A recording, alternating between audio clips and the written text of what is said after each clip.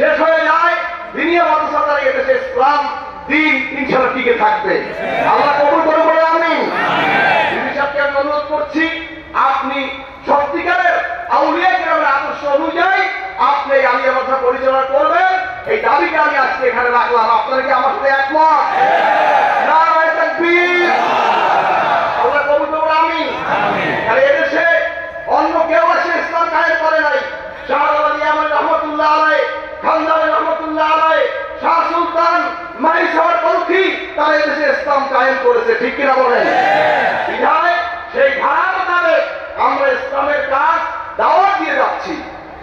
ইসলামী ঐক্য ঠিক আছে। সাহাবায়ে কেরাম সত্যের মাপকাঠি নয়, নবীরা মাসুম না, নবীরা মাটিতে মিশে গেছে, এই সমস্ত আকীদা গ্রহণ করে বলে আমি কিভাবে তাদের সাথে ঐক্য করবো বলেন, ঠিক কিনা বলেন? আকীদা বলে যদি আহলে সুন্নাত ওয়াল জামাতের মত করছেন সশিলার মুড়ি খাওয়ার দরকার নেই। আপনি অন্য দলের মুড়ি পীর আছেন থাকেন, আপনি দলের লোকের থাকেন, কিন্তু মানহাজ আকীদা আহলে সুন্নাত ওয়াল জামাতের মতাদর্শে হতে হবে। এবং আমরা আমাদের মুরব্বিয়ান কেরাম আমাদের তালিম দিয়েছেন ইস্যু ভিত্তিক ঐক্য, ঠিক কিনা বলেন? আর করে দ্বীনের রাহিমত নয়, ইসলামী ঐক্য হবে। একটা গ্লাস হারিয়ে গেছে, উদ্ধার করতে হবে, দলমত সবাই মিলে গ্লাসটা উদ্ধার হবে। উদ্ধার করা শেষ, জানালার ঘরে চলে যাও। কি থিওরি কি ভুল না ঠিক? যদি একটা থাকতে পারে, মৌলিক একটা হলে সেখানে কিন্তু আপোষ করা যাবে না।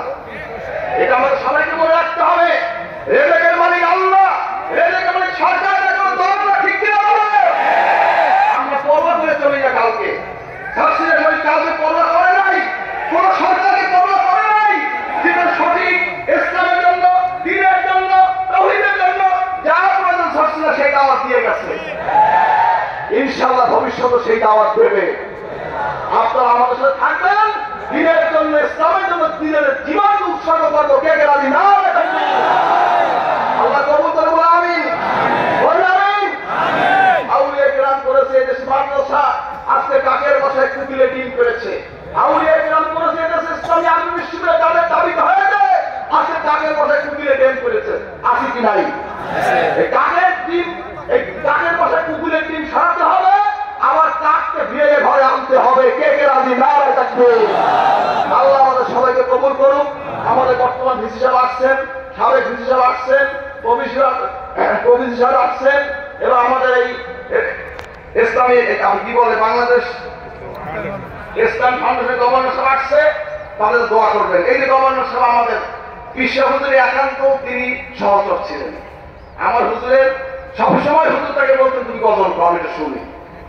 আপনার সামনে সে গজল বলতেন, হুজুর চোখ দিয়ে পানি পড়তো। সেই জন্য আজকে স্টেজে বসাবার আলহামদুলিল্লাহ। এরকম বহু স্মৃতি আছে বাংলাদেশে। যত বড় বড় স্কলার দেখতেছেন, ইসলামী স্কলার দাবিদার, সবাই কিন্তু আমাদের প্রোডাকশন। দেখা গেছে বিভিন্ন স্বার্থে যারা ওয়েতে কাজ করতেছে, এজন্য যাচ্ছে। কিন্তু শাস্ত্রীয় শরীফ আলেমের দরবার, এটা এলেমের খনি, ঠিক কি এখন?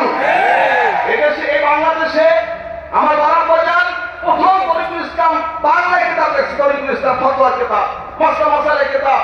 বরাবর কথা ছিল এইটা, 52 সালে দাবিয়ান, 52 সালে হয়েছে কি ভাষা আন্দোলন, আর 1930 সালে তিনি লিখেছেন কি তরিকুল ইসলাম। কথা বুঝলেন? বরাবর বলছিল তুমি হিন্দি হও, বাংলাভাষী হও, আদিবাসী হও, উর্দুভাষী হও, তুমি যে ভাষী হও, তুমি তোমার ভাষায় তুমি দিনকে শিক্ষা করো। এই তালিম দিয়ে তিনি এদেশে ইসলামী পুনর্জাগরণ সৃষ্টি করেছেন।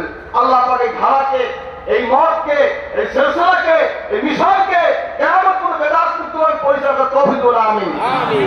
যাই হোক, এখন দোয়া হবে। মুক্তাসার বিসি সাহেবরা আসছে, তাদের দোয়া করবেন। আল্লাহ তাদের নেক হায়াত দান করবেন। আমিন। তাদের নেক উদ্দেশ্যে আল্লাহ কবুল করুক, দ্বীনের ক্ষেত্রে আল্লাহ তৌফিক দান। আমিন। ইনশাআল্লাহ আগামীতে আখিরি মোনাজাত আল্লাহ আমাদের সহিহ সালামত দ্বীনের পথের সাথে মাহফিল কামিয়াব হইতে পারে। আপনার খাতিরে দোয়া করবেন, আল্লাহ কবুল করুন। আমিন।